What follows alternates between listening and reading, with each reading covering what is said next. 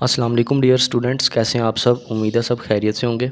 तो स्टूडेंट्स, आप सबको 9th क्लास की फ़िज़िक्स 2025 के लेक्चर नंबर 1 में खुशामदीद। Chapter number 5 work, energy and power आज हम स्टार्ट करेंगे, जिसका फ़र्स्ट लेक्चर है।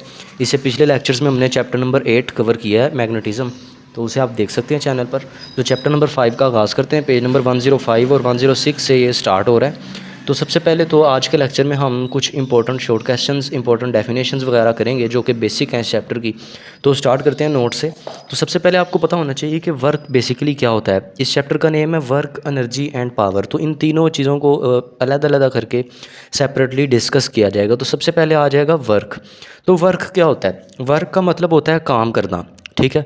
तो अगर कोई ऑब्जेक्ट है हमारे पास, ठीक है, कोई भी ऑब्जेक्ट है, इस ऑब्जेक्ट का मैस है और वज़न इसका डाउनवर्ड अमल कर रहा है, W=mg। अगर ये ब्लॉक है या कोई ऑब्जेक्ट है, ये किसी हॉरिजॉन्टल फ्लैट सरफेस के ऊपर पड़ा हुआ है और अगर इसके ऊपर कोई फोर्स अप्लाई हो F, तो फोर्स अप्लाई होने की वजह से क्या होगा, ये आगे की तरफ मूव करना स्टार्ट कर देगा। ये आगे की तरफ मूव करेगा और कुछ डिस्टेंस कवर करेगा और जिस तरह ही फोर्स इससे हटा ली जाएगी तो ये रेस्ट की हालत में दोबारा वापस आ जाएगा, ठीक है। तो इसने ये कोई ना कोई डिस्टेंस कवर किया फोर्स लगने की वजह से।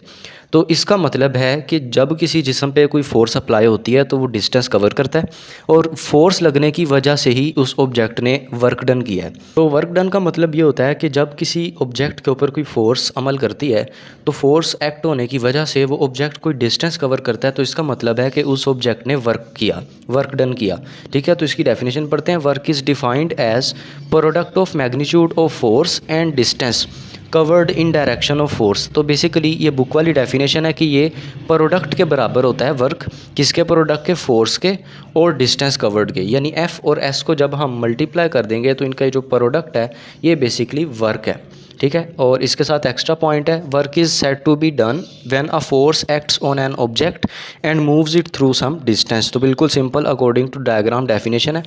तो फार्मूला इसका W=F×S। डेफिनेशन से हमने फार्मूला कंक्लूड किया।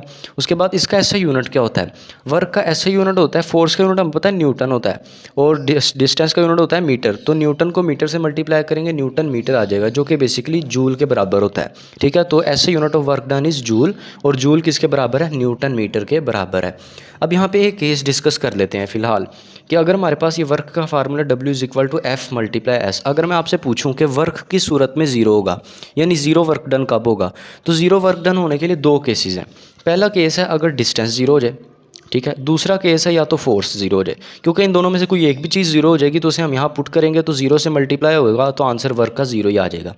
तो वर्क डन होने के लिए इन दोनों में से किसी एक चीज़ का या दोनों का ज़ीरो होना ज़रूरी होता है, ठीक है। तो अगर डिस्टेंस किसी भी चीज़ का ज़ीरो है, यानी अगर किसी ऑब्जेक्ट के ऊपर कोई फोर्स अप्लाई हुई और फोर्स अप्लाई होने के बाद उस ऑब्जेक्ट ने कोई डिस्टेंस कवर ही नहीं किया, तो इसका मतलब है कि उस ऑब्जेक्ट के जो वर्क डन है वो ज़ीरो है। जैसे आपकी बुक में भी ये एग्जांपल लिखी हुई है, ये आप पेज नंबर 106 के ऊपर देख सकते हैं। ये यहाँ साइड पे पिक्चर बनी हुई है, एक आदमी वो दीवार को पुश कर रहा है, दीवार पे फोर्स लगा रहा है, लेकिन दीवार अपनी जगह से नहीं हिल रही।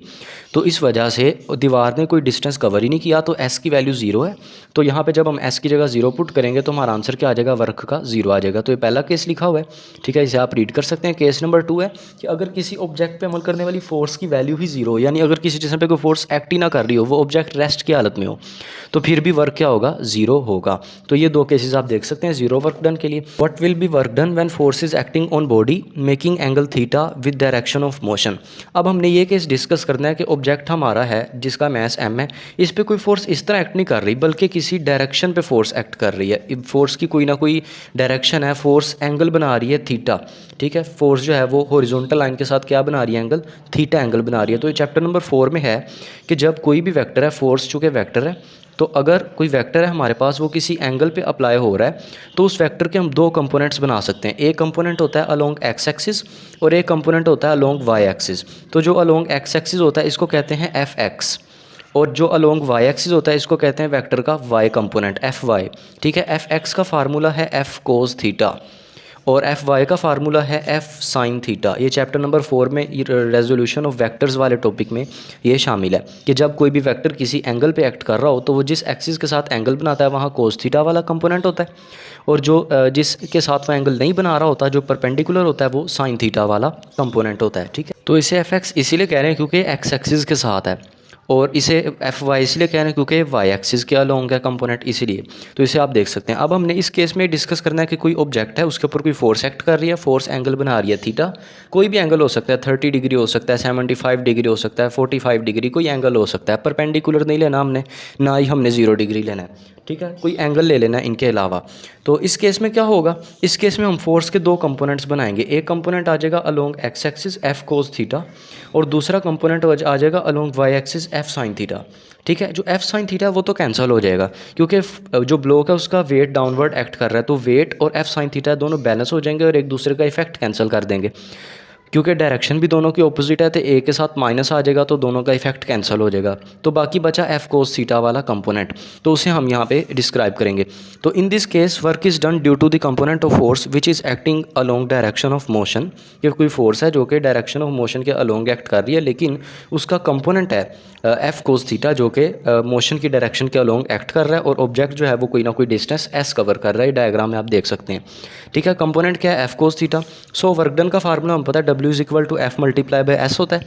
तो एफ की जगह हमने उसका कंपोनेंट लगा दिया एफ कोस थीटा, ठीक है। एफ की जगह आपने क्या पुट कर देना, एफ कोस थीटा, और एस ऐसे ही आ जाएगा। तो इसको जब सोल्व किया तो एफ एस कोस थीटा हमारा आंसर आ गया।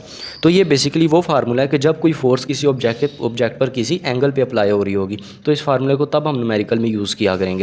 तो तीसरा शॉर्ट क्वेश्चन आपको पूछा जा सकता है, when work done is maximum और when work done is minimum. तो आपने मैक्सिमम और मिनिमम वर्क डन के बारे में बताना है, ठीक है। या पॉजिटिव और ज़ीरो वर्क डन भी आप इसे कह सकते हैं। तो केस नंबर 1 है मैक्सिमम वर्क डन का, कि कब होगा। देखें, जब कोई ब्लॉक है ना हमारे पास, या कोई भी ऑब्जेक्ट है, इसके ऊपर कोई फोर्स एक्ट कर रही होगी, लेकिन फोर्स एंगल बना रही होगी 0 डिग्री, ठीक है। किसके साथ, डिस्टेंस के साथ। यानी कि जिस डायरेक्शन में फोर्स अप्लाई हो रही है, इसी डायरेक्शन में वर्क डन डिस्टेंस भी कवर हो रहा है। तो इस सूरत में क्या होगा, फोर्स और डिस्टेंस दोनों एक ही डायरेक्शन में कवर हो रहे हैं, तो इसलिए इन दोनों का एंगल क्या होगा, इन दोनों के दरमियान एंगल थीटा हो जाएगा 0 डिग्री। तो इस केस में वर्क डन हो जाएगा मैक्सिमम। वो कैसे होगा इसे देखते हैं।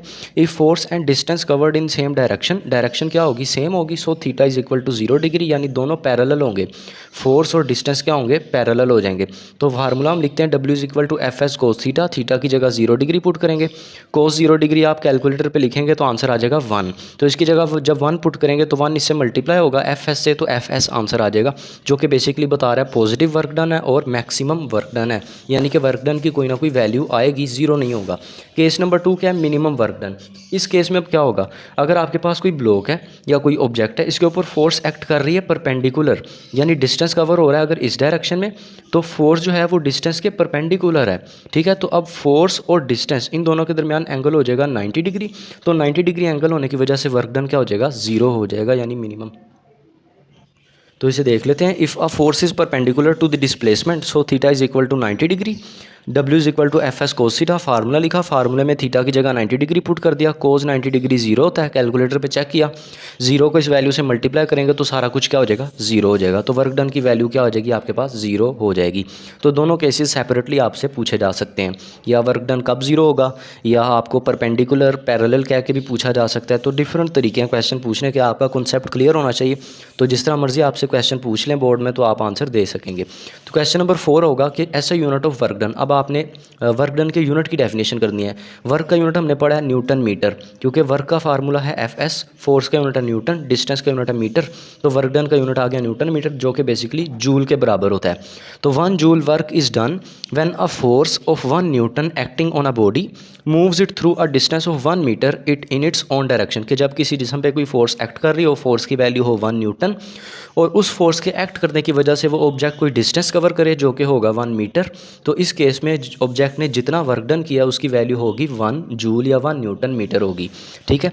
तो मैथमेटिकली इसको देख सकते हैं कि W is equal to F S, ये वर्क का फार्मूला आ गया, फोर्स की जगह फोर्स का यूनिट आ गया, डिस्टेंस की जगह डिस्टेंस का यूनिट आ गया, जो कि बेसिकली जूल के बराबर है। 1 joule is equal to newton metre answer आ गया, ठीक है। बिगर यूनिट्स होते हैं वर्क डन के किलो जूल और मेगा जूल। किलो की वैल्यू हमें पता है 10 की पावर 3 होती है, और मेगा की वैल्यू 10 की पावर 6 होती है। चैप्टर 1 में प्रीफिक्सेस में हमने पढ़ा था, ठीक है। तो आगे शॉर्ट क्वेश्चन नंबर 5 आ जाएगा, work done bye a graph. Last short question है आज का। तो ये पेज नंबर 107 के ऊपर बुक पे गिवन है वाला टॉपिक। तो इसमें बेसिकली क्या होगा, हम फोर्स और डिस्टेंस इन दोनों के दरमियान ग्राफ बना देंगे। ठीक है, जिस तरह हमने चैप्टर नंबर 2 में ग्राफ बनाया था स्पीड के दरमियान और टाइम के दरमियान, फिर डिस्टेंस टाइम ग्राफ बनाया था डिस्टेंस और टाइम के दरमियान, इसी तरह यहाँ पर हम फोर्स और डिस्टेंस इन दोनों के दरमियान ग्राफ बनाएंगे। तो इनका ग्राफ जो होगा जो शो करेगा कि वर्क डन की वैल्यू क्या होगी। ठीक है, अब आपको पता है कोई ब्लॉक है हमारे पास, यही हम एग्जाम्पल बार बार डिस्कस कर रहे हैं।